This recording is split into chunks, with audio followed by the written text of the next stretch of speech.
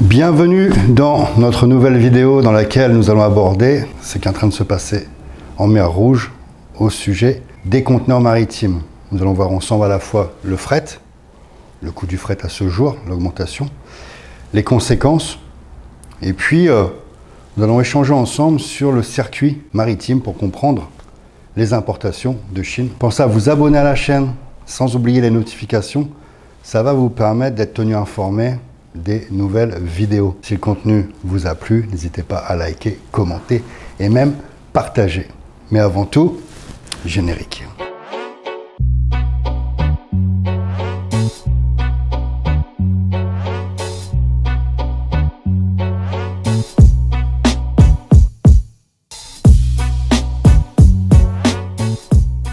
Alors, comment ne pas avoir entendu parler de ce qui se passe actuellement en mer Rouge?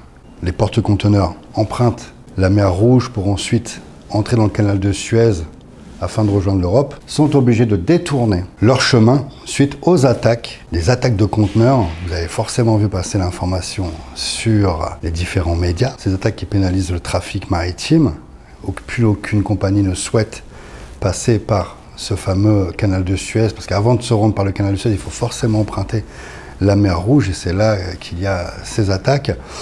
Donc on est obligé actuellement de contourner l'Afrique par le cap de Bonne-Espérance afin de rejoindre l'Europe. Il y a deux conséquences. La première conséquence, c'est le coût.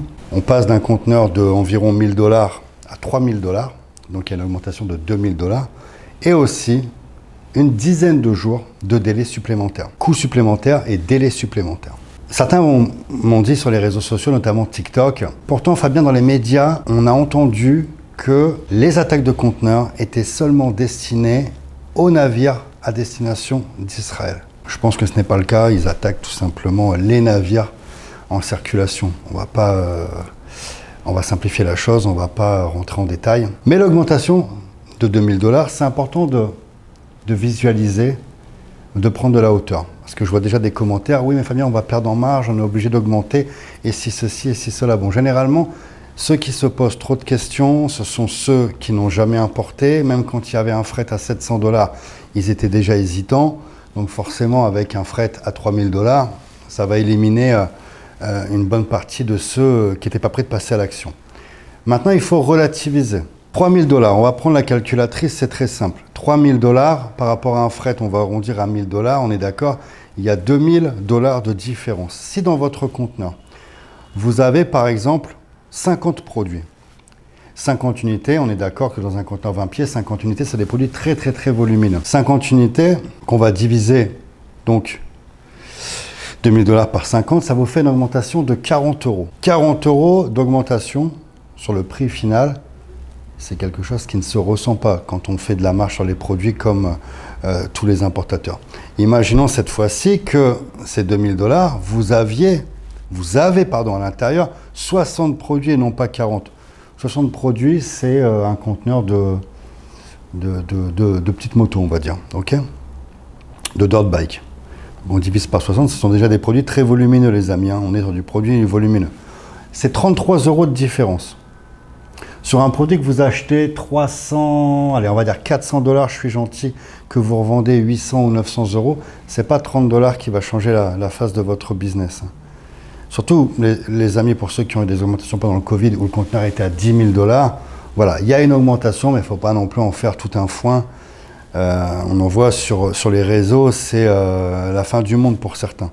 Imaginons cette fois-ci, on va faire très simple, pas peine de calculer, mais si dans votre conteneur vous avez 100 pièces, c'est des choses qui sont possibles dans un 20 pieds, vous avez 20 $ de différence.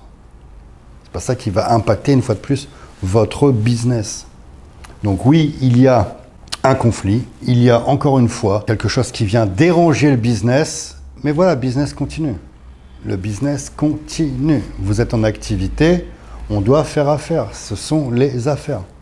Alors ouais, voilà, il y a des complications, on a eu le Covid, on a eu le blocage du canal de Suez, là on a ce conflit supplémentaire, on ne sait pas combien de temps ça va durer.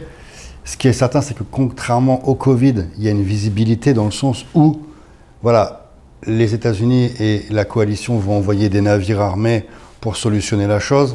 Voilà, ça va être rapidement solutionné. Maintenant, c'est le métier, c'est le business, c'est le métier de l'importateur, c'est le métier de l'entrepreneur.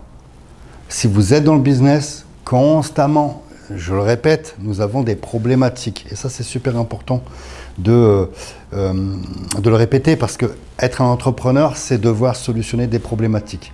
Pas de problème, pas de business. Ça, c'est certain. Pas de gros problèmes, pas de grosse monnaie. C'est comme ça. Donc, vous êtes importateur, on est dans le business. Voilà, on fait les affaires comme d'habitude. Voilà, il y a des mois où on va avoir un fret beaucoup plus intéressant. Parfois, on va avoir un fret qui va être beaucoup plus élevé. Ce sont les affaires. Donc, mettez-moi en commentaire si vous voulez que je rentre beaucoup plus dans la prochaine vidéo, que j'entre beaucoup plus en détail sur les raisons de ce conflit, comment se passent les circulations des conteneurs, etc., etc. Ce sera avec grand plaisir. En attendant, rendez-vous dans une nouvelle vidéo et n'oublie pas que ta réussite, tu la mérites.